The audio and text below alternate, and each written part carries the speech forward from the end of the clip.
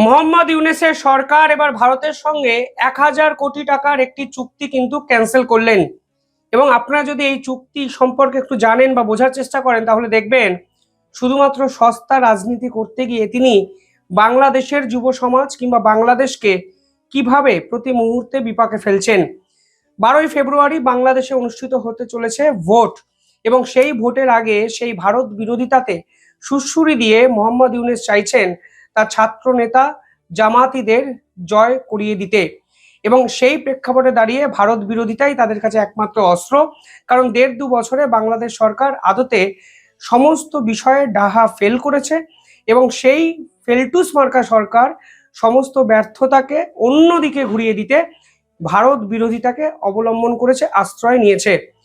বাংলাদেশ সরকার এবার 960 কোটি টাকার একটি প্রজেক্ট যা ভারতের সঙ্গে বাংলাদেশের ছিল তা হঠাৎ করেই বাতিল করে দিয়েছে। কিন্তু এই প্রজেক্ট বাতিলের পর ভারতবর্ষে যত না ক্ষতি হলো তার থেকে অনেক বেশি ক্ষতি কিন্তু বাংলাদেশের হবে, তা কিন্তু বাংলাদেশ সরকার জেনেও এই ধরনের সিদ্ধান্ত নিল। আপনারা জানেন কিছুদিন আগে বাংলাদেশ সরকার ভারত থেকে স্থলপথে সুতো আমদানি বন্ধ করে দিয়েছিল, কিন্তু বাংলাদেশের ব্যবসায়ীরা মোহাম্মদ ইউনূসের এই ছলচাতুরিকে বুঝতে পেরে ভারত থেকে জলপথে সস্তায় সুতো কিন্তু আমদানি করতে শুরু করে। এর ফলে বাংলাদেশের সুতো ব্যবসায়ীরা তাদের কটন মিল সম্পূর্ণ বন্ধ করে দেয়, এবং বাংলাদেশ সরকার আসলে এই ধরনের সিদ্ধান্ত নিয়ে ভারতকে যে কোনোভাবেই ক্ষতির সামনে দাঁড় করাতে পারেনি তা কিন্তু বাংলাদেশের সাধারণ মানুষ স্পষ্ট বুঝে যায়।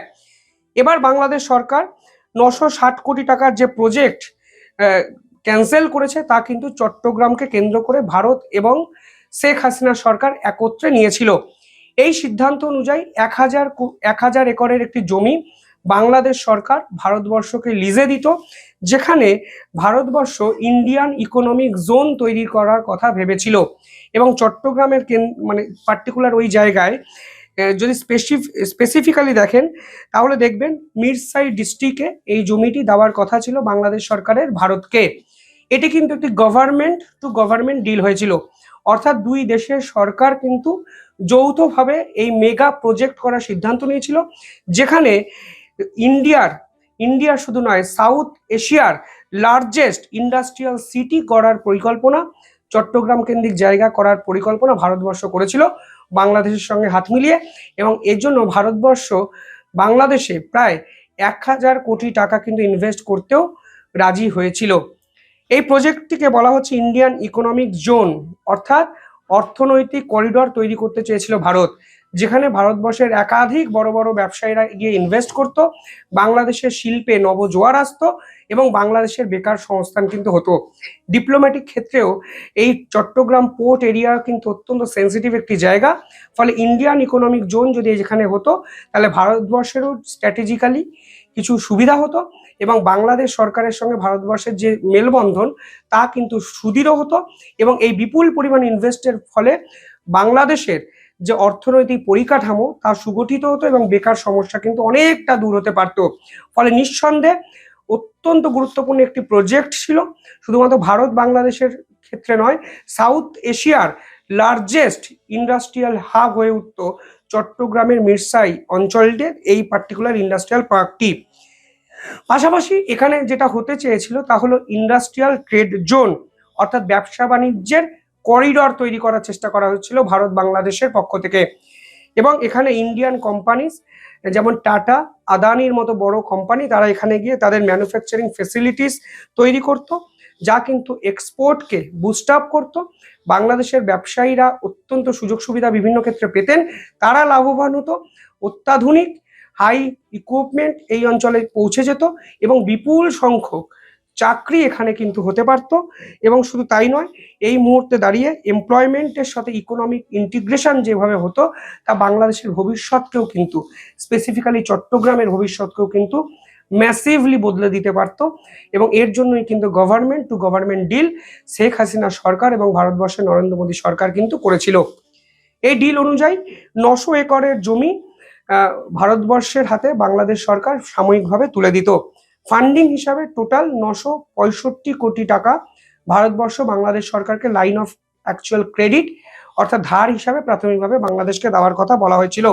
একাধিক বড় কোম্পানি যেমন আদানি পোর্ট, টাটা ইন্টারন্যাশনাল যে ডিগ্রেডেশন প্রাইভেট লিমিটেড আছে, তারা সকলেই কিন্তু এই পোর্ট এরিয়াতে বড় বড় প্রজেক্ট করার জন্য রাজি ছিল। এবং আলটিমেটলি এই প্রজেক্ট ভারতবর্ষের যত না লাভ দিত, এই প্রজেক্ট কিন্তু বাংলাদেশের অর্থনীতিকে সম্পূর্ণভাবে বদলে দিতে পারত, যা বিশেষজ্ঞরা কিন্তু মনে করছেন। দুই দেশের ব্যবসায়ী সম্পর্ক অনেক বেশি শক্তিশালী হতো। পাশাপাশি ভারতের যদি দিক থেকে আপনারা ভাবেন, তাহলে দেখবেন চট্টগ্রাম অত্যন্ত গুরুত্বপূর্ণ একটি জায়গা। এটা সাউথ ইস্ট করিডর হিসাবে ব্যবহার করা হয় এবং চট্টগ্রাম এবং মঙ্গলা পোর্ট ভারত কিন্তু ব্যবসা বাণিজ্যের জন্য বহু কাল ধরেই ব্যবহার করেছে। ফলে এই অঞ্চলে যদি এই প্রজেক্টটি হতো, তাহলে বাংলাদেশের যে ইন্ডাস্ট্রিয়াল ইনফ্রাস্ট্রাকচার, তা কিন্তু বঙ্গোপসাগর কেন্দ্র করে অত্যন্ত অন্য লেভেলে চলে যেত, ভালোর দিকে চলে যেত এবং আমূল পরিবর্তন অত্যাধুনিক বাংলাদেশ কিন্তু উপহার পেত।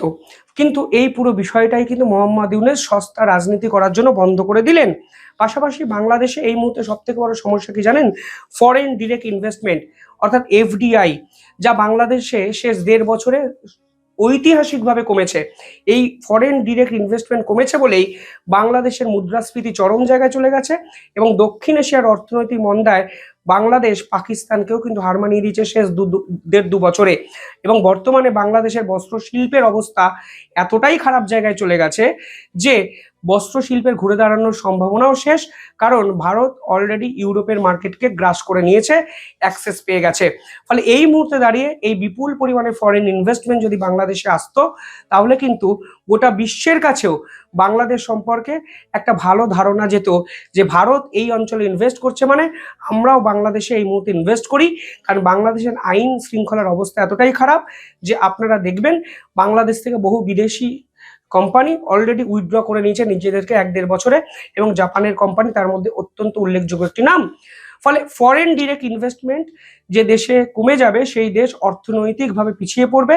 মোহাম্মদ ইউনূস সরকার জানা সত্ত্বেও এই ধরনের আত্মঘাতী সিদ্ধান্ত কিন্তু নিলেন এবং এতে বিপুল পরিমাণে চাকরি বাকরি তৈরি হতো, তা কিন্তু বাংলাদেশ সরকার বন্ধ করে দিলেন। পাশাপাশি কালকে বাংলাদেশ সরকারের পক্ষ থেকে জানানো হয়েছে যে Bangladesh economic zone authority officially cancel করে দিয়েছে ইন্ডিয়ার ইকোনমিক জোনের এই প্রজেক্টটিকে। সেখানে কি হবে? সেখানে তারা ডিফেন্স ইন্ডাস্ট্রিয়াল পার্ক তৈরি করবে। সেই ডিফেন্স ইন্ডাস্ট্রিয়াল পার্কে কি হবে?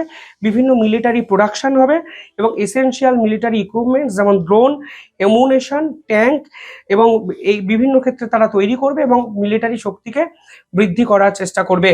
এবার দেখুন, বাংলাদেশ মিলিটারি শক্তিকে বৃদ্ধি করতেই পারে, কিন্তু তারা যুদ্ধটা করবে কাদের বিপক্ষে? বাংলাদেশের একদিকে মায়ানমার, একদিকে ভারত।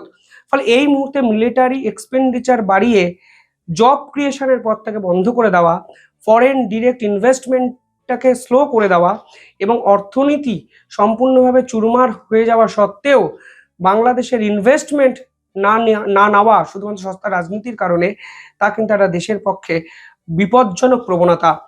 ইন্ডাস্ট্রিয়াল হাব বাংলাদেশের যে কোনো জায়গায় হতে পারত।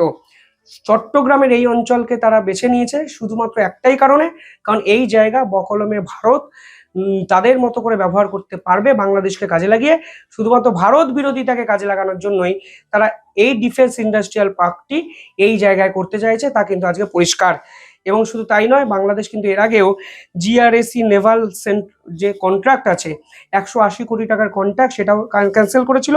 যদিও গার্ডেন রিচের এই শিপমেন্ট কোম্পানি যে বিপুল পরিমাণে ব্যবসা করে, তাতে 180 কোটি টাকা অতি নগণ্য। এছাড়া টাগবোট পারচেসেও কিন্তু বাংলাদেশ ভারতের সঙ্গে যে চুক্তি ছিল তা কিন্তু বাতিল করে দিয়েছে। অর্থাৎ শুধুমাত্র ভারত বিরোধিতাকে আশ্রয় করে একটি সরকার 1.5 বছর কাটিয়ে দিল। না পারলো তারা শেখ হাসিনাকে ফিরিয়ে নিতে, না পারলো শেখ হাসিনার মুখ বন্ধ করতে, না পারলো তারা চিকেন স্নেকে একটা থাবা বসাতে, না পারলো শিলিগুড়ি করিডোরে একটা পা ফেলতে।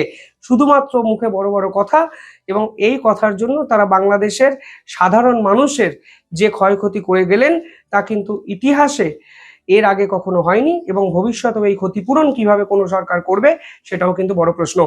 এর পাল্টা ভারত কি করে, নিঃসন্দেহে দেখার বিষয়। অত্যন্ত গুরুত্বপূর্ণ একটা সময় ভারত বাংলাদেশের সম্পর্ক ধাবিত হচ্ছে, তা কিন্তু পরিষ্কার। কিভাবে দেখছেন আপনারা পুরো বিষয়টি কমেন্টে জানাবেন। দেখতে থাকুন দ্য ইন্ডিপেন্ডেন্ট বেঙ্গল। ধন্যবাদ।